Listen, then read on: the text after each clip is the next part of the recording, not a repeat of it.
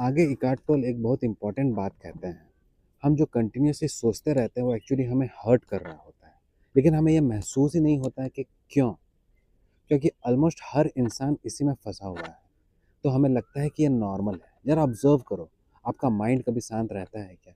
एक थॉट खत्म, दूसरा शुरू, फिर तीसरा, फिर चौथा। ये जो कंटिन्यूअस मेंटल नॉइज है, यही रीज़न है कि आप अपनी इनर पीस को फील नहीं कर पाते, जिसे वो बीइंग कहते हैं। सीधी बात, हम सोच नहीं रहे हैं, हमसे सोचा जा रहा है। We have become compulsive thinkers. और इसका रिजल्ट क्या है? हम हमेशा प्रॉब्लम्स में फंसे रहते हैं, माइंड फ्रेगमेंटेड रहता है, अंदर शांति नहीं होती। तो सोल्यूशन कहाँ है? एनलाइटनमेंट मतलब जब आप अपने माइंड से कंप्लीटली कंट्रोल नहीं होते, जब आप थॉट से फ्री हो जाते हो, तब आपके पीस को हो जाती है। अब आप समझो ये पार्ट केयरफुली।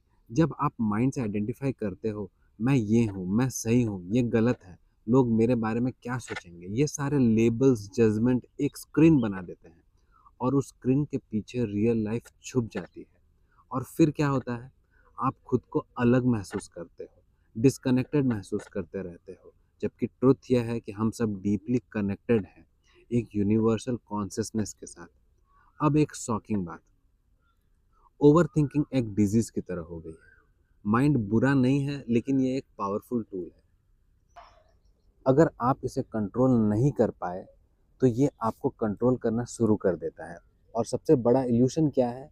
मैं ही मेरा माइंड हूँ।